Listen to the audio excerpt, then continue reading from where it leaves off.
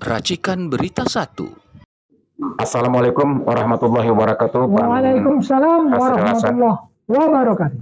Para pemirsa yang terhormat, selamat datang bertemu kembali dengan UI Watch yang hari ini mengadakan host podcast tentang berbagai masalah yang aktual di negeri ini. Hari ini kita akan berbincang-bincang dengan seorang senior kita, Bapak Hasril Hasan, yang merupakan alumni UI Indonesia Fakultas Ekonomi tahun 1967. Beliau merupakan seorang senior dalam ilmu ekonomi dan beliau adalah orang yang cukup berkompeten untuk bicara masalah ekonomi di Indonesia ini. Hal yang penting menarik kita sekarang adalah tentang ditemukannya ladang gas dan minyak bumi di Aceh. Baik di dekat di atas Pulau Sabang sedikit, lalu kemudian di perbatasan antara Aceh dan Sumatera Utara yang kemudian menimbulkan beberapa hal gesekan antara Aceh dan Sumatera baru-baru ini, yang itu beliau mungkin bisa memberikan analisa bagaimana perkembangan sesungguhnya kalau gas dan minyak bumi yang sangat banyak ini bisa kita eksploitasi dan bisa kita gunakan untuk kepentingan masyarakat. Ya. Silakan kepada Pak Hasril Hasan. Terima kasih. Ya, sebetulnya berita yang menggemparkan waktu ditemukannya di Aceh itu di perairan Aceh. Cadangan minyak sekitar 7,3 miliar barrel. Itu suatu cadangan yang menyaingi cadangan Arab Saudi.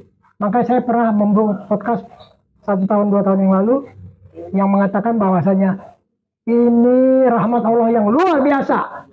Kita lihat dulu apakah rahmat Allah ini akan disambut oleh rakyat dan bangsa Indonesia dengan memanfaatkannya untuk kemaslahatan bangsa Indonesia atau enggak. Ternyata sampai sekarang saya lihat enggak dimanfaatkan untuk kepentingan bangsa dan negara. Belum. Jadi lambat sekali kerjanya pembantu menteri rezim sekarang ini. Udah dikasih minyak 7,3 miliar barrel di perairan Aceh cadangan, tapi kok tidak segera dimanfaatkan oleh rezim yang berkuasa untuk satu, sebagai sumber pendapatan negara yang akan mendongkrak APBN. Kita tahu bahwa sekarang ekonomi sangat lesu. Ekonomi yang sangat lesu itu bisa didongkrak kalau sekiranya uang itu diinfuskan ke tengah masyarakat melalui sistem APBN. Tapi ternyata enggak. Rakyat dibiarkan aja begini, cari makan sendiri. Itu yang menyedihkan buat saya. Mengapa kekayaan bangsa Indonesia yang merupakan rahmat Allah ini tidak kita kembalikan sebagai rahmat Allah yang merupakan kemaslahatan untuk kita nikmati bersama. Ini saya sangat sedih melihat hal seperti itu. Sebagai tanda daripada kemungkinan kita untuk mengeksploitasi minyak dan gas bumi itu, Pak Hasril, ya, tentunya adalah kerjasama yang sedikit intens dengan luar negeri. Ya, betul. Karena kita terus terang saja tidak punya duit untuk mengeksplorasi sendiri, untuk mengolah sendiri kekayaan itu. Ya. Menurut Bapak sejauh ini kira-kira apakah pemerintah sudah melakukan penjajakan di mana saja negara-negara yang mungkin bisa kita ajak kerjasama dalam pengelolaan sumber daya alam di Aceh, baik yang di utara Sabang ataupun yang di selatan berdekat dengan perbatasan Sumatera Utara itu? Sebetulnya jangan menanyakan apakah kita punya uang apa enggak.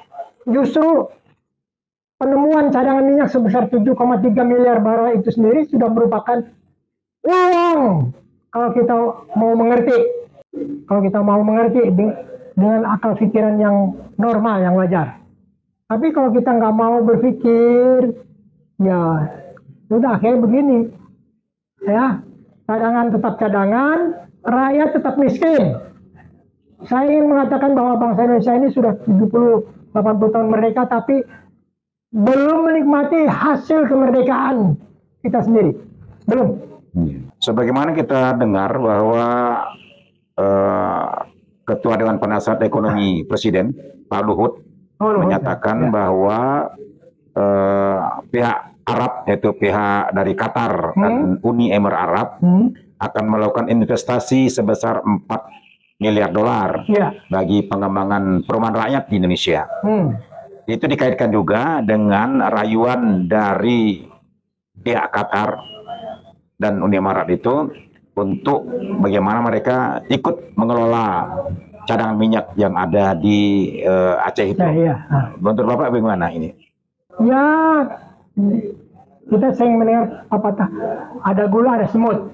Jadi terbuktinya ada cadangan minyak 7,3 miliar barel di daratan Aceh. Itu sendiri sudah merupakan gula yang sangat mengganggu semut untuk mengerumuninya. Jadi sebetulnya saya tidak melihat kita memerlukan investor. Investor itu akan datang sendiri kalau kita cerdas.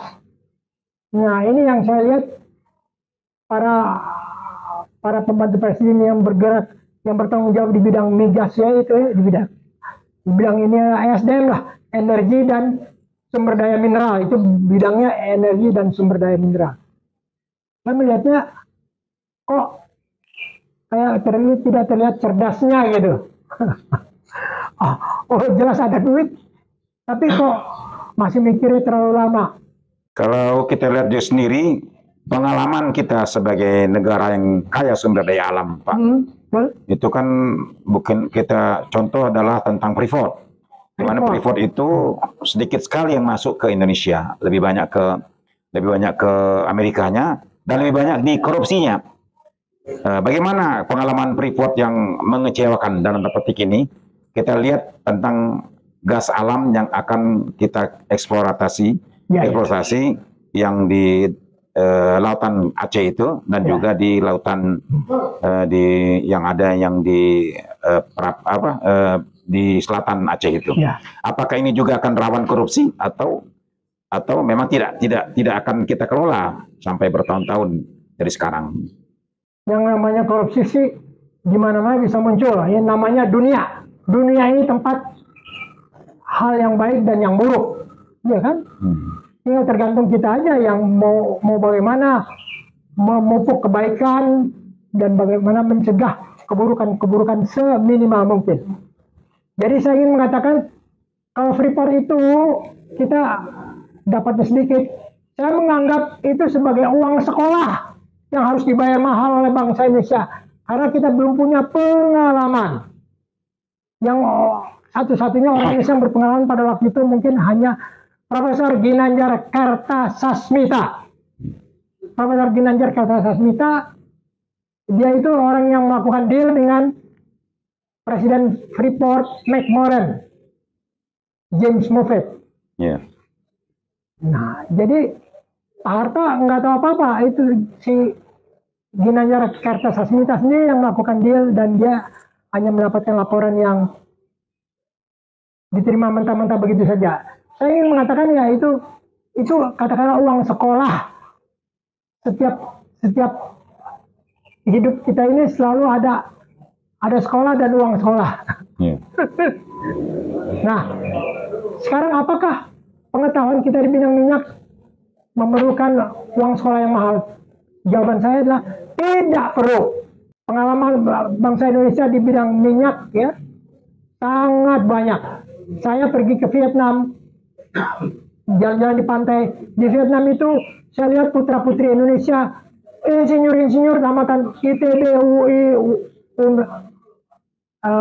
UGM, orang bekerja di pantai dan konon di lepas pantai pun saya lihat mereka bekerja di atas rig. Rig itu alat tembor. Jadi ternyata putra-putri Indonesia banyak yang pintar-pintar sekarang, yang banyak bekerja di Qatar. Nah, karena bangsa Indonesia mungkin pintarnya sama dengan bangsa Amerika, tapi mereka bersedia dibayar lebih murah daripada bangsa Amerika.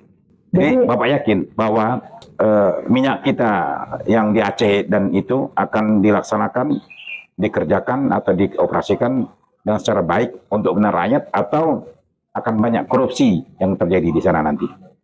Begini, saya ingin lihat bahwa di Indonesia ini yang namanya transparansi, keterbukaan itu adalah barang mahal.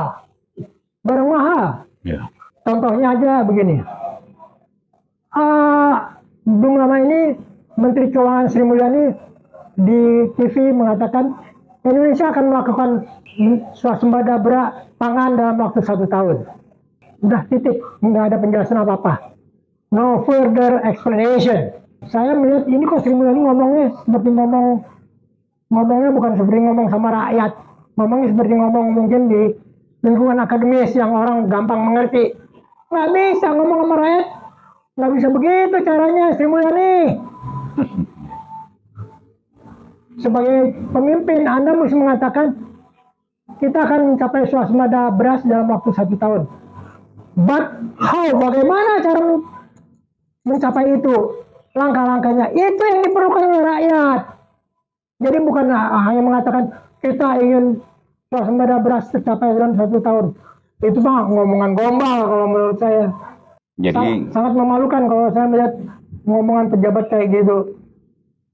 Jadi masih banyak yang harus kita kerjakan dan harus kita selesaikan lebih dahulu sebelum kita melaksanakan eksploitasi minyak kita yang di Aceh, baik di utara maupun di selatan itu. Demikian, Pak.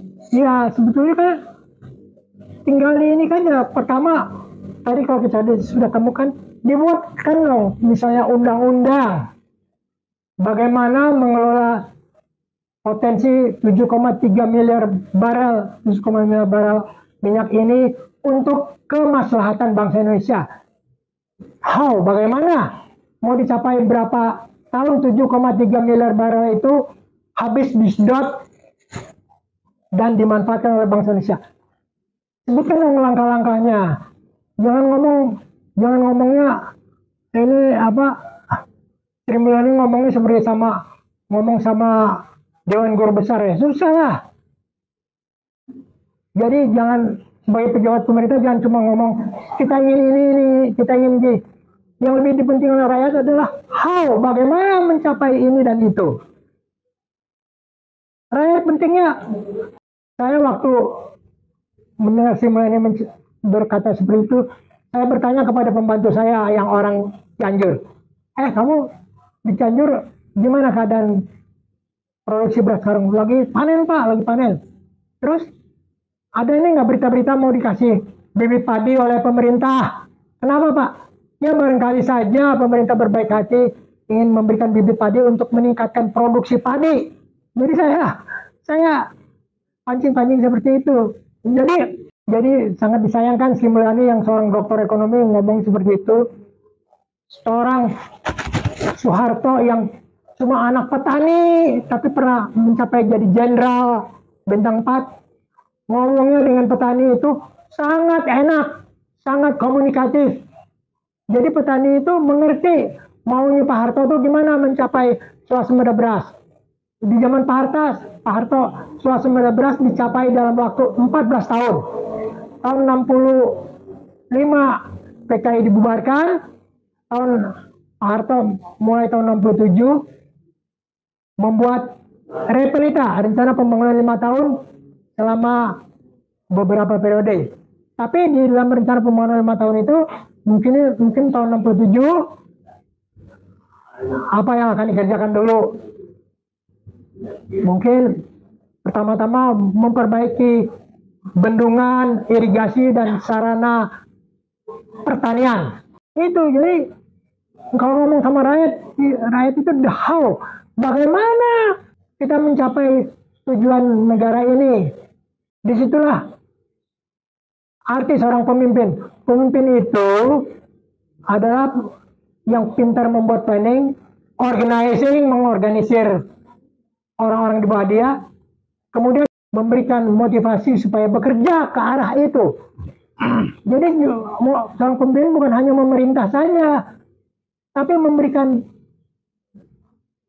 arahan bagaimana mencapai tujuan kita ini loh, swasembada beras.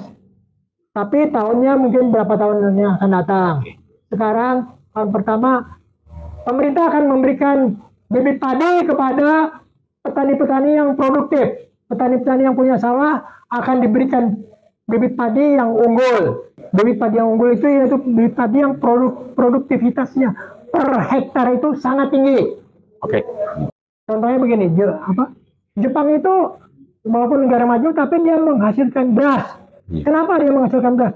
Karena tujuannya dia ingin menghasilkan beras premium, beras yang harganya mahal, bukan yang harga murah. Dia ingin yang harga mahal dijual ke seluruh dunia. Orang Jepang sendiri makan beras, tapi beras yang mahal. Yang dibeli orang Indonesia beras yang murah-murah. Terima kasih. Ya. Demikian salah penyesuaian terhormat pembicaraan kita dengan Bapak Hasril Hasan, seorang pengamat ekonomi senior dari UI Watch. Semoga ada manfaatnya dan semoga kita semua bisa mengambil hikmah dari apa yang kita bicarakan. Amin. Terima kasih. Assalamualaikum warahmatullahi wabarakatuh. Waalaikumsalam warahmatullahi wabarakatuh. Ayo.